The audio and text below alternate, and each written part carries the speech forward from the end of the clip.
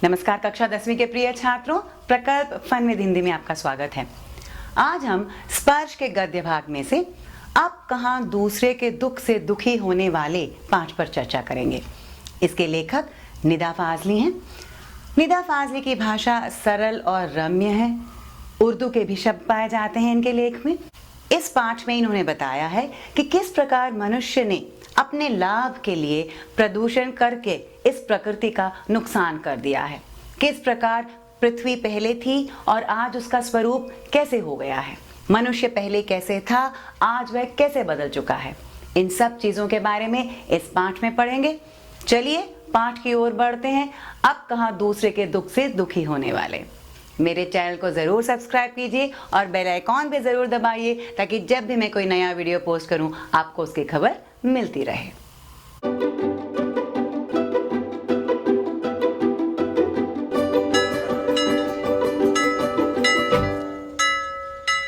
पाठ का नाम है अब कहां दूसरे के दुख से दुखी होने वाले और लेखक हैं निदा फाजली। बाइबल के सोलोमन, जिन्हें कुरान में सुलेमान कहा गया है, ईसा से 1025 वर्ष पूर्व एक बादशाह थे। कहा गया है वह केवल मानव जाति के ही राजा नहीं थे, सारे छोटे बड़े पशु पक्षी के भी हाकिम थे। वह इन सब की भाषा भी जानते थे। एक दफा सुलेमान अपने लश्कर के साथ एक रास्ते से गुजर रहे थे। रास्ते में कुछ चींटियों ने घोड़ों की टापों की आवाज सुनी तो डर कर एक दूसरे से कहा, आप जल्दी से अपने अपने बिलों में चलो, फौज आ रही है।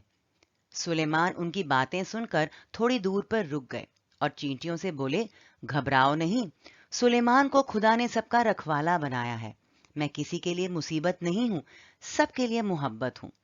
चींटियों ने उनके लिए ईश्वर से दुआ की और सुलेमान अपनी मंजिल की ओर बढ़ गए। पाठ के केंद्र बिंदु तक आने के लिए लेखक ने पहले 3 उदाहरण देकर मनुष्यता को समझाने की कोशिश की है। सबसे पहले शाब्दिक अर्थ देख लेते हैं। हाकिम का अर्थ है मालिक, लश्कर यानी सेना, दुआ करना यानी प्रार्थना करना। अब सबसे पहले यहां पर लेखक सोलोमन की बात करते हैं। बाइबल में उन्हें सोलोमन कहा जाता है और कुरान में उन्हें सुलेमान कहा जाता है। यहाँ पर शुरुआत में ही लेखक बताने की कोशिश कर रहे हैं कि धर्म के नाम अलग अलग हो सकते हैं, लेकिन उसमें जो लोग हैं अलग अलग धर्मों में जिन्हें हम मानते हैं, जिनका नाम हम लेते हैं, उनका वास्तविक मकसद एक होता है, मनुष्यता का पाठ पढ़ाना। अब यहाँ पर सोलोमन की बात करते हुए कहते हैं कि वो केवल मानव जाति के ही नहीं, पशु पक्षी के भी मालिक थे, यानी मनुष्य और सारे प्राणियों को वो एक ही नजरिए से देखते थे। ये सब की भाषा भी जानते थे। एक बार सुलेमान अपनी सेना के साथ कहीं जा रहे थे और रास्ते में कुछ चींटियां जा रही थी। वो रास्ता पार कर रही थी।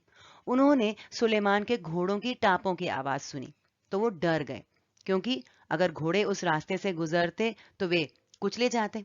तो उन्होंने एक दूसरे से कहा कि जल्दी जल्दी चलो, फौज आ रही है। अब यहाँ पर बताया गया है कि सुलेमान को प्राणियों की भाषा आती थी, तो उन्होंने इन चींटियों की आवाज सुन ली, उनकी बातें सुन ली। थोड़ी दूर पर वे रुक गए। जहां पर चींटियां रास्ता पार कर रही थी उसके थोड़े आगे वो रुक गए। उन्होंने चींटियों से कहा कि नहीं नहीं, सुलेमान सबके लिए प्रेम लेकर आया है, वो सबका रखवाला है। कहने का मतलब ये था कि वे उन चींटियों को तंग करने के लिए नहीं आए हैं। चींटियां आराम से रास्ता पार कर सकती हैं और फिर वो आगे बढ़ेंगे। चींटियों को सुलेमान की बात सुनकर बहुत अच्छा लगा। उन्होंने जल्दी जल्दी रास्ता पार किया और फिर उन्होंने ईश्वर से प्रार्थना की कि वे सुलेमान को सुरक्षित रखें, सुलेमान के लिए दुआ मांगी। और चींटियां जब रास्ता पार कर चुकी थी, उसके बाद सुलेमान अपने मंजिल की ओर बढ़े, अपने लक्ष्य की ओर बढ़े। यानी यहाँ पर यह दिखाया गया है कि छोटी छोटी चींटियों को, जिनको हम नजरअंदाज कर देते हैं, उनका भी सुलेमान ने ध्यान रखा, उनको भी तंग नहीं किया। ऐसी एक घटना का जिक्र सिंधी भाषा के महाकवि शेख अयाज ने अपनी आत्मकथा में किया है। उन्होंने लिखा है, एक दिन उनके पिता कुएं से नहाकर लौटे। मां ने भोजन परोसा। उन्होंने जैसे ही रोटी का कौर तोड़ा, उनकी नजर अपनी बाजू पर पड़ी। वहां एक काला च्योंटा रेंग रहा था। वह भोजन छोड़कर उठ खड़े हुए। माँ ने पूछा, क्या बात है, भोजन अच्छा नहीं लगा? शेख अयाज के पिता बोले, नहीं, यह बात नहीं है। मैंने एक घर वाले को बेघर कर दिया है। उस बेघर को कुएं पर उसके घर छोड़ने जा रहा हूं। पहले शाब्दिक अर्थ देख लेते हैं। जिक्र का मतलब है वर्णन, बाजू यानी बाहें, च्योंटा एक कीड़े को कहते हैं। अब यहां पर मनुष्यता का एक और उदाहरण दिया गया है। महाकवि शेख अयाज ने अपनी आत्मकथा में इसका वर्णन किया है। उन्होंने बताया है कि एक बार उनके पिताजी कुएं से नहाकर लौटे और खाना खाने के लिए बैठे। उनकी मां ने खाना भी परोसा, लेकिन जैसे ही शेख अयाज के पिताजी खाना खाने के लिए तैयार हुए, उन्होंने रोटी का एक टुकड़ा तोड़ा। उनकी नजर अपनी बाहों पर पड़ी और उन्होंने देखा कि वहां पर एक काला कीड़ा रेंग रहा था और वो एकदम से उठ गए। अब माँ को लगा कि शायद उन्हें भोजन पसंद नहीं आया हो, इसलिए वो उठ गए हैं। तो उन्होंने पूछा कि क्या बात है, क्यों नहीं खा रहे हैं आप? शेख अयाज के पिताजी ने जवाब दिया कि उन्होंने एक प्राणी को बेघर कर दिया था और वे उस बेघर को अपने घर छोड़ने कुएं तक जा रहे थे। अब यहाँ पर बेघर किसे कहा गया है? उस काले कीड़े को। एक छोटा सा कीड़ा जो उनकी बाहों पर चढ़ गया था, उसे झटकने के बजाय शेख अयाज के पिता उठे और उसे कुएं तक छोड़ने गए, क्योंकि जब वो वहां पर नहा रहे थे तो शायद उनके ऊपर चढ़ गया होगा। और शेख अयाज के पिता को लगा कि शायद ये उनकी ही गलती थी कि वे उसे वहां से यहां तक ले आए थे। तो गुस्सा करने की अपेक्षा वो उठे और उस कीड़े को उसके घर तक छोड़ने वहां तक गए। तो यहां पर पता चलता है कि मनुष्यता का अर्थ क्या होता है। बाइबल और दूसरे पावन ग्रंथों में नूह नाम के एक पैगंबर का जिक्र मिलता है। उनका असली नाम लश्कर था, लेकिन अरब ने उनको नूह के लक़ब से याद किया है। वो इसलिए कि आप सारी उम्र रोते रहे। इसका कारण एक जख्मी कुत्ता था। नूह के सामने से एक बार एक घायल कुत्ता गुजरा। नूह ने उसे दुत्कारते हुए कहा, दूर हो जा गंदे कुत्ते। इस्लाम में कुत्तों को गंदा समझा जाता है। कुत्ते ने उनके दुत्कार सुनकर जवाब दिया, ना मैं अपनी मर्जी से कुत्ता हूं, ना तुम अपनी पसंद से इंसान हो। बनाने वाला सबका तो वही एक है। मट्टी से मट्टी मिले, खो के सभी निशान, किसमें कितना कौन है, कैसे हो पहचान। नूह ने जब उसकी बात सुनी और दुखी हो मुद्दत तक रोते रहे। महाभारत में युधिष्ठिर का जो अंत तक साथ निभाता नजर आता है, वह भी प्रतीकात्मक रूप में एक कुत्ता ही था। सब साथ छोड़ते गए तो केवल वही उनके एकांत को शांत कर रहा था। पहले शाब्दिक अर्थ देख लेते हैं। पैगंबर का अर्थ है दूत यानी मैसेंजर, लक़ब यानी पदवी पोस्ट, जख्मी यानी घायल वुंडेड, दुत्कारना यानी गाली गलौज करना, मुद्दत यानी बहुत समय तक, प्रतीकात्मक यानी प्रतीक रूप से। यहां पर तीसरा उदाहरण लेखक ने नूह नामक एक दूत का दिया है।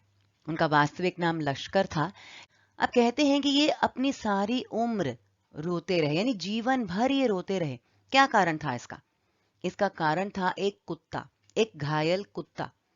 क्योंकि एक बार एक कुत्ता इनके सामने से गुजरा और इस्लाम में कुत्तों को गंदा समझा जाता है, तो नूह ने उसे दुत्कार दिया, उसे गाली गलौज दी, उसे डांट डपट दिया और उसे कहा कि उसकी नजरों से वो दूर हो जाए।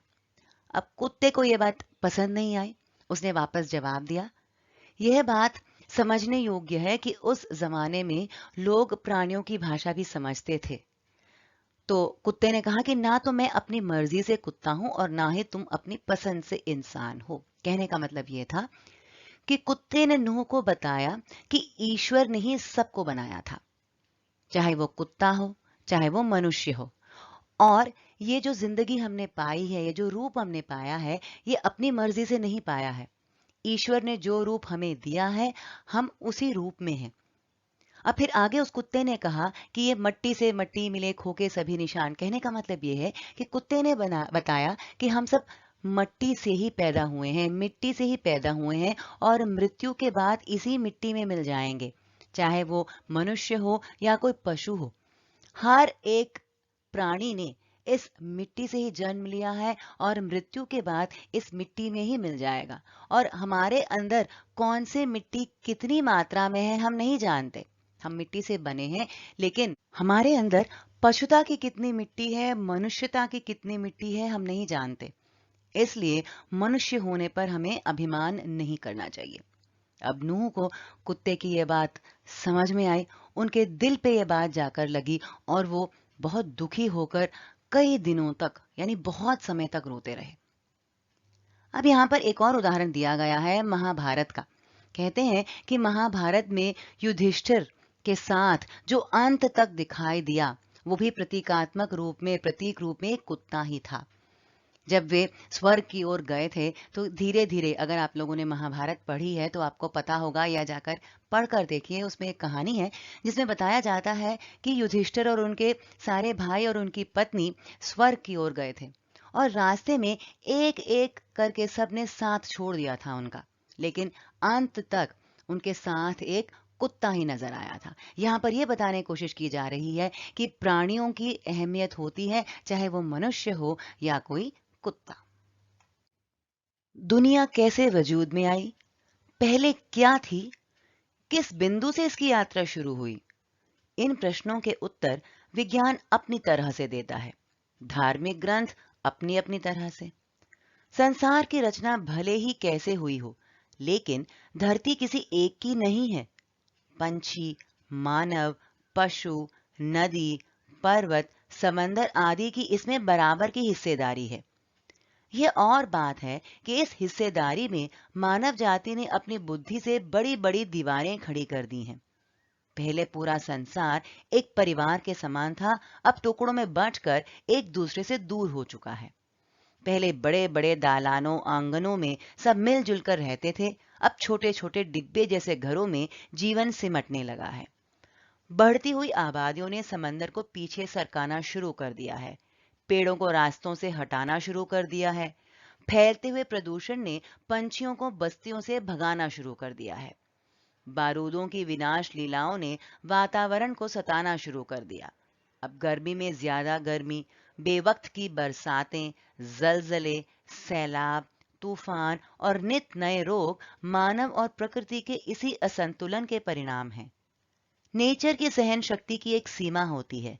नेचर के गुस्से का एक नमूना कुछ साल पहले बंबई यानी मुंबई में देखने को मिला था और यह नमूना इतना डरावना था कि बंबई निवासी डरकर अपने अपने पूजा स्थल में अपने खुदाओं से प्रार्थना करने लगे थे।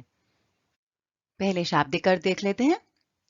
वजूद का मतलब है अस्तित्व, दालान, आंगन यानी घर के पास खुली जगह, आबादी यानी लोग, पॉपुलेशन, बस्तियां यानी कॉलोनी, विनाश लीला यानी विनाश की क्रिया, नाश करने की जो क्रिया है उसे विनाश लीला कहा गया है, जलजले यानी भूकंप, सैलाब का मतलब होता है बाढ़, असंतुलन यानी इम्बैलेंस, सहन शक्ति, सहन करने की शक्ति, सीमा का अर्थ होता है लिमिट। लेखक आगे चर्चा करते हैं कि दुनिया का जो अस्तित्व है यानी आज का जो स्वरूप है, वर्तमान स्वरूप है, उसमें दुनिया कैसे आई, पहले कैसे थी, इसकी शुरुआत कैसे हुई। इन सब प्रश्नों के उत्तर विज्ञान अलग तरीके से देता है और धर्म अलग तरीके से। लेखक कहते हैं कि संसार की रचना कैसे भी हुई हो, लेकिन ये पृथ्वी जो है वो एक व्यक्ति की या एक प्राणी की नहीं है, सबकी इसमें बराबर की हिस्सेदारी है। इस दुनिया में जो भी हैं, पक्षी, मानव, पशु, नदी, पर्वत, समुद्र, जो भी है, इस दुनिया में जो भी चीजें हैं हमारे चारों तरफ, सबकी इसमें हिस्सेदारी है, यानी सबका इसमें पूर्ण रूप से हक है। इस हिस्सेदारी में भी मानव ने अपनी बुद्धि से दीवारें खड़ी कर दी हैं।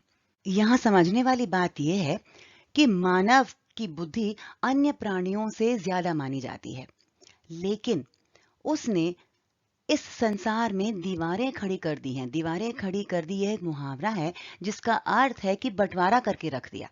हालांकि मानव की बुद्धि तीक्ष्ण है, फिर भी इस बुद्धि का सदुपयोग करने के बजाय उसने दुरुपयोग करके यहाँ पर चीजों के बीच में बंटवारा कर दिया है।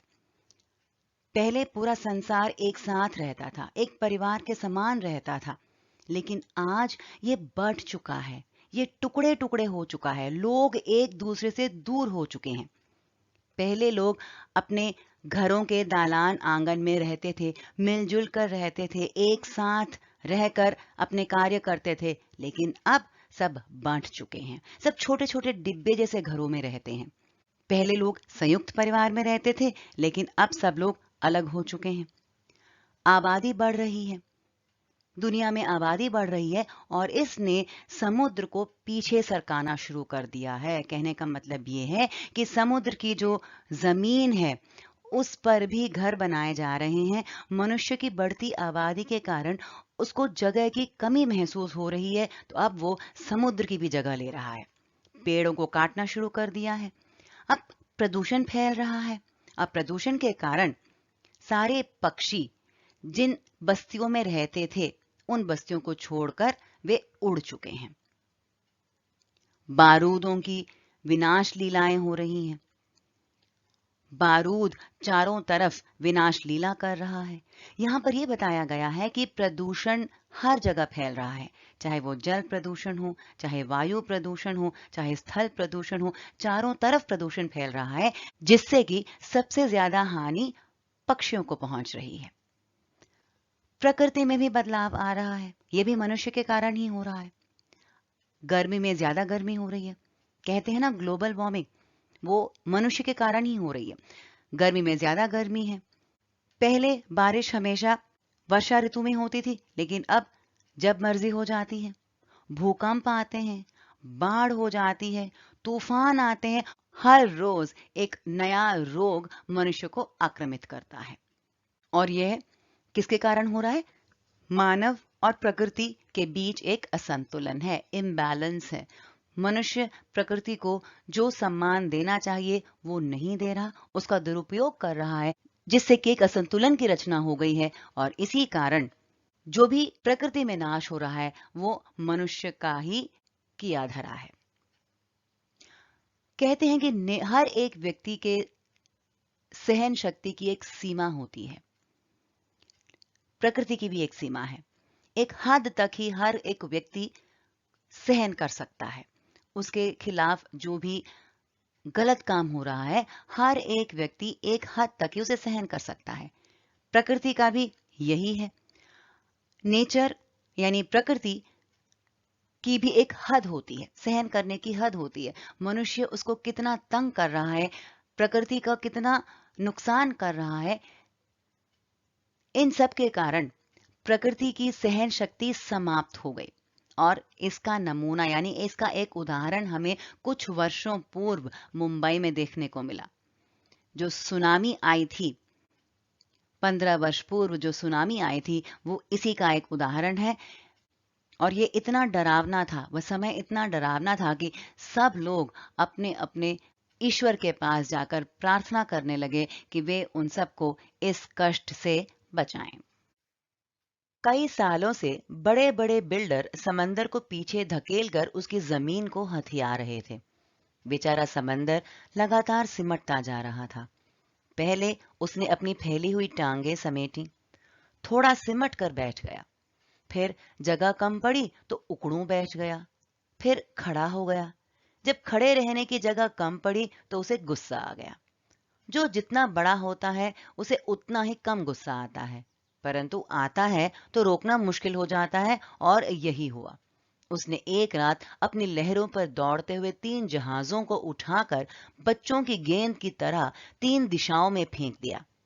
एक वर्ली के समंदर के किनारे पर आकर गिरा, दूसरा बांद्रा में कार्टर रोड के सामने औंधे मुंह और तीसरा, गेटवे ऑफ इंडिया पर टूट फूट कर सैलानियों का नजारा बना, बावजूद कोशिश वे फिर से चलने फिरने के काबिल नहीं हो सके। चलिए छात्रों, पहले शाब्दिक कर देख लेते हैं। सिमटना यानी छोटा होना, उकड़ू बैठना यानी दोनों पैर के बल सिकुड़ कर बैठना, औंधे मुंह यानी उल्टा मुंह यानी मुंह के बल, सैलानी यानी पर्यटक। अब समझते हैं। कई साल से बड़े बड़े बिल्डर समंदर को पीछे धकेल रहे थे। अभी वही बताया मैंने आपको कि समुद्र को पीछे धकेला जा रहा था। मनुष्य को जगह की कमी महसूस हुई तो उसने समुद्र की भी जगह लेने की कोशिश की, घर बनाने की कोशिश की।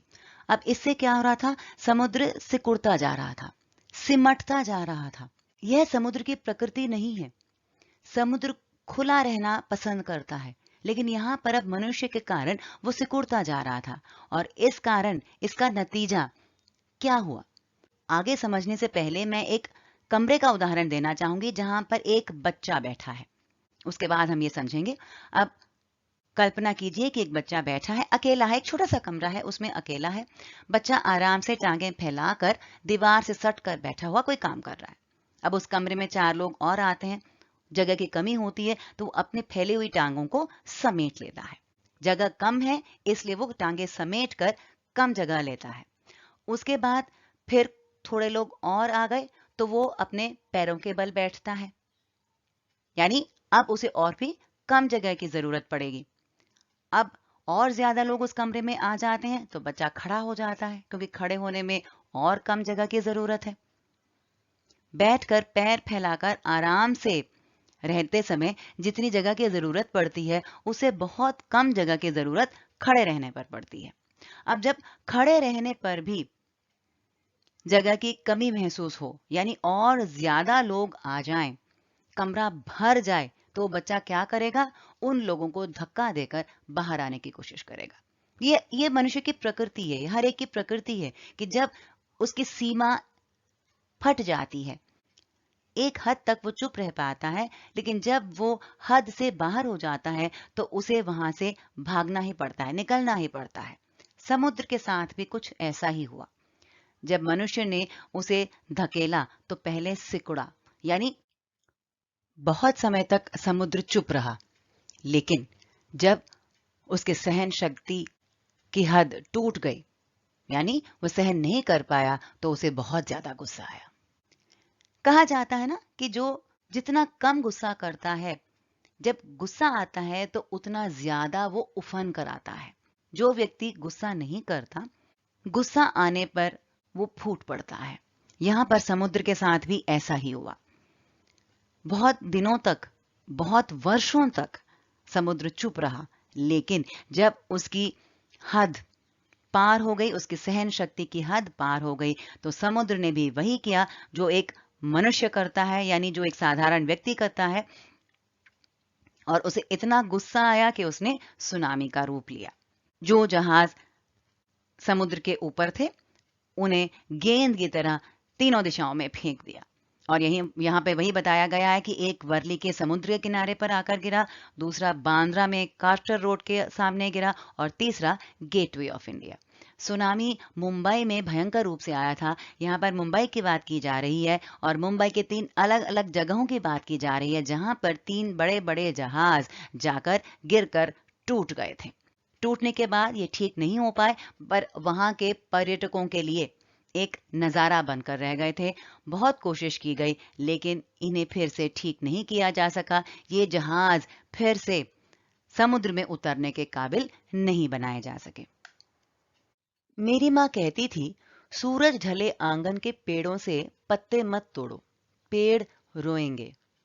दिया बत्ती के वक्त फूलों को मत तोड़ो, फूल बद्दुआ देते हैं। दरिया पर जाओ तो उसे सलाम किया करो, वह खुश होता है। कबूतरों को मत सताया करो, वे हजरत मोहम्मद को अजीज हैं। उन्होंने उन्हें अपनी मजार के नीले गुंबद पर घोंसले बनाने की इजाजत दे रखी है। मुर्गे को परेशान नहीं किया करो, वो मुल्ला जी से पहले मोहल्ले में अजान देकर सबको सवेरे जगाता है। सबकी पूजा एक सी, अलग अलग है रीत, मस्जिद जाए मौलवी, कोयल गाए गीत। पहले शाब्दिक अर्थ देख लेते हैं। बद्दुआ यानी शाप देना, टू कर्स। दरिया का मतलब है नदी। अजीज का मतलब है बहुत प्रिय, डियर। गुंबद मस्जिद के ऊपर एक गोलाकार निर्माण होता है, उसे गुंबद कहते हैं। अब यहाँ पर लेखक अपनी माँ के बारे में बताते हैं कि प्रकृति उन्हें कितनी प्रिय थी। चाहे प्रकृति के पेड़ पौधे हों, फूल पत्ते हों या कोई प्राणी ही हो, उनकी माँ को सभी बहुत प्रिय थे और वो किसी को भी तंग नहीं किया करती थी और दूसरों को भी यही कहती थी कि प्रकृति को तंग ना करें। उनके कहने का तरीका शायद थोड़ा अलग था। वो कहती थी कि सूरज के ढलने के बाद यानी सूर्यास्त के बाद आंगन के पेड़ों से पत्ते नहीं तोड़ने चाहिए, पेड़ रोएंगे। ये उनके कहने का तरीका था कि पेड़ों को तंग मत करो। दिया बत्ती के वक्त फूलों को मत तोड़ो। दिया बत्ती के वक्त यानी सांझ के वक्त जब घर में दिया जलाया जाता है तब कहते हैं कि फूलों को मत तोड़ो, फूल बददुआ देते हैं।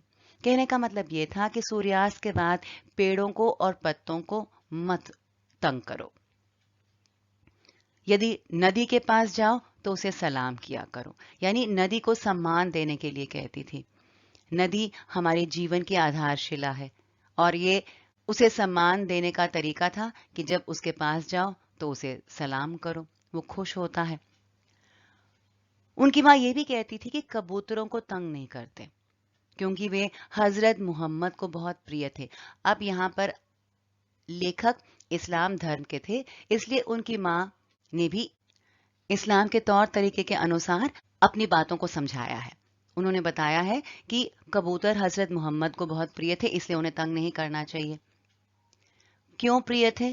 अब वो समझाती भी हैं कि ये कबूतर उन्हें कैसे प्रिय थे और उन्होंने इन कबूतरों के लिए क्या किया।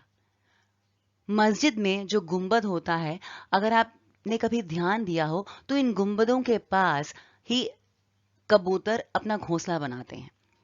तो उनकी माँ कहती थी कि इन्होंने घोंसला वहां पर इसीलिए बनाया है क्योंकि हजरत मोहम्मद ने उन्हें वहां पर बनाने की इजाजत दी है, यानी परमिशन दी है। वो कहती थी कि मुर्गों को परेशान मत करो क्योंकि वो सबसे सवेरे जागकर दूसरों को भी जगाते हैं, यानी वो दूसरों की मदद करते हैं, दिनचर्या की शुरुआत करने में उनकी मदद करते हैं, इसलिए उन्हें भी नहीं सताना चाहिए। सबकी पूजा एक सी, अलग अलग है रीत। मस्जिद जाए मौलवी, कोयल गाए गीत। यानी इस दुनिया में जितने भी लोग रहते हैं सब ईश्वर पर विश्वास करते हैं, सब ईश्वर की पूजा करते हैं, खुद भी खुश होते हैं, खुद अपने आप को पवित्र करते हैं पूजा करके और दूसरों को भी पवित्र करते हैं, लेकिन करने का तरीका अलग होता है। उसी प्रकार प्राणी भी ईश्वर को मानते हैं, ईश्वर की पूजा करते हैं, ईश्वर की पूजा करके खुद को भी संतुष्टि देते हैं, दूसरों को भी, लेकिन मनुष्य का और इन प्राणियों का ईश्वर तक पहुंचने का तरीका अलग होता है। मौलवी मस्जिद जाते हैं, कोयल गीत गाकर दूसरों को खुश करती है। ग्वालियर में हमारा एक मकान था। उस मकान के दालान में 2 रोशनदान थे। उसमें कबूतर के एक जोड़े ने घोंसला बना लिया था। एक बार बिल्ली ने उचक कर 2 में से एक अंडा तोड़ दिया। मेरी माँ ने देखा तो उसे दुख हुआ। उसने स्टूल पर चढ़कर दूसरे अंडे को बचाने की कोशिश की, लेकिन इस कोशिश में दूसरा अंडा उसी के हाथ से गिरकर टूट गया। कबूतर परेशानी से इधर-उधर फड़फड़ा रहे थे। उनकी आंखों में दुख देखकर मेरी माँ की आंखों में आंसू आ गए।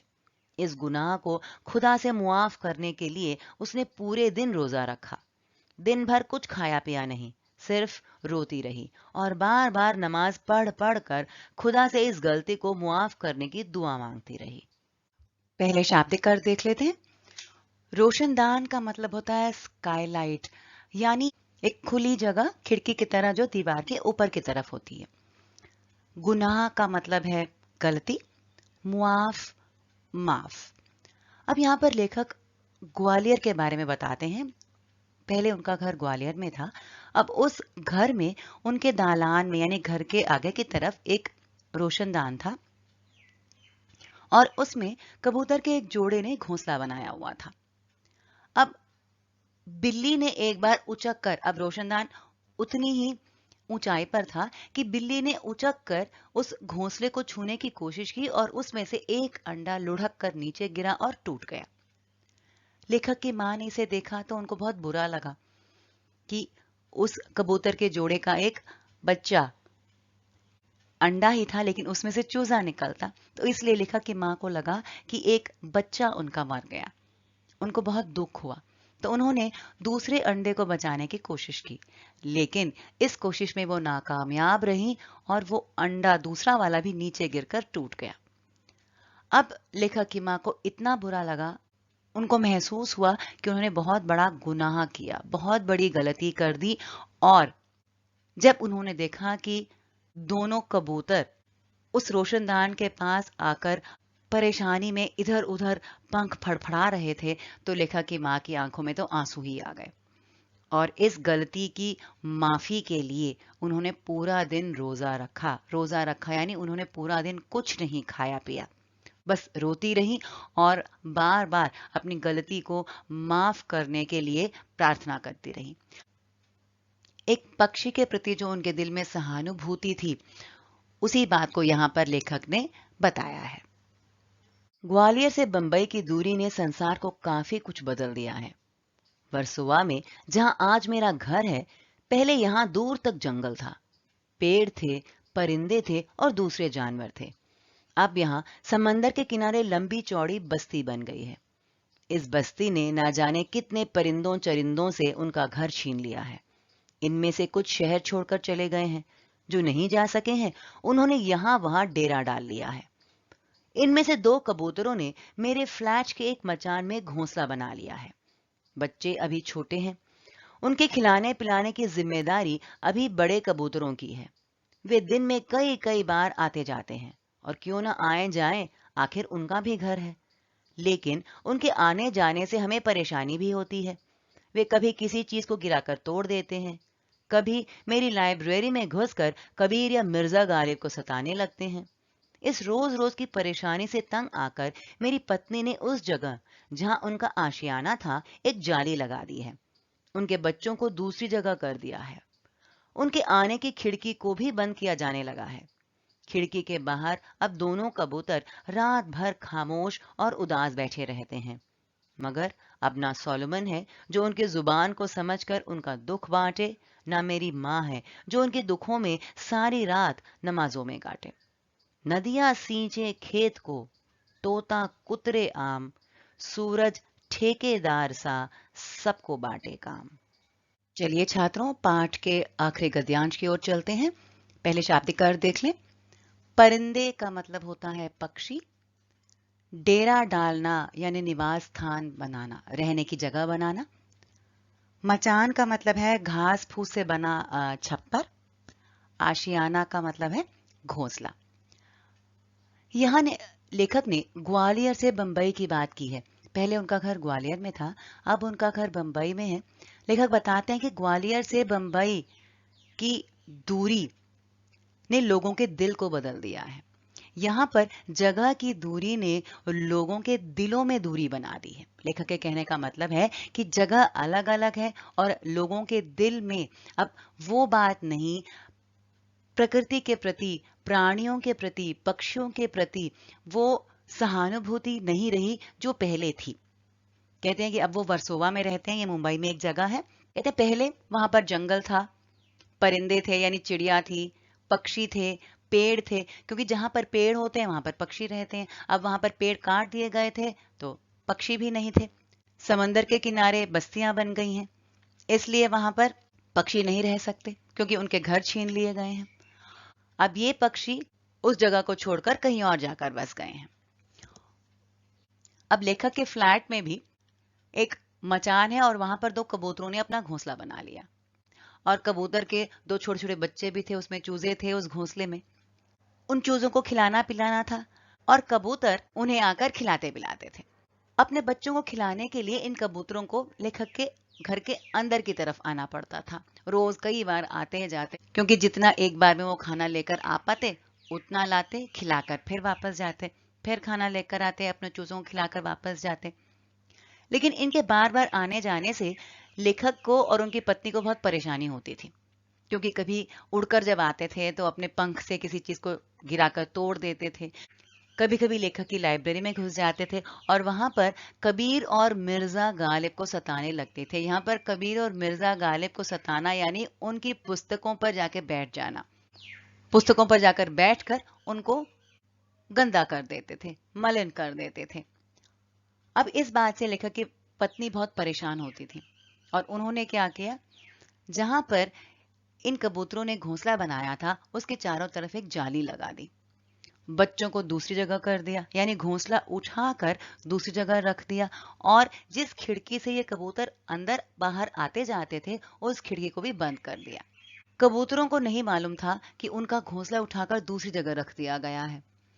उनको लगता था कि अब वो अपने चूजों से नहीं मिल पाएंगे और वो उसी खिड़की के पास बैठे रहते जिसकी उन्हें आदत थी। वहां पर रात भर बैठे रहते, खामोश बैठे रहते, उदास बैठे रहते। लेकिन लेखक कहते हैं कि अब उनकी पत्नी को कोई फर्क नहीं पड़ता था।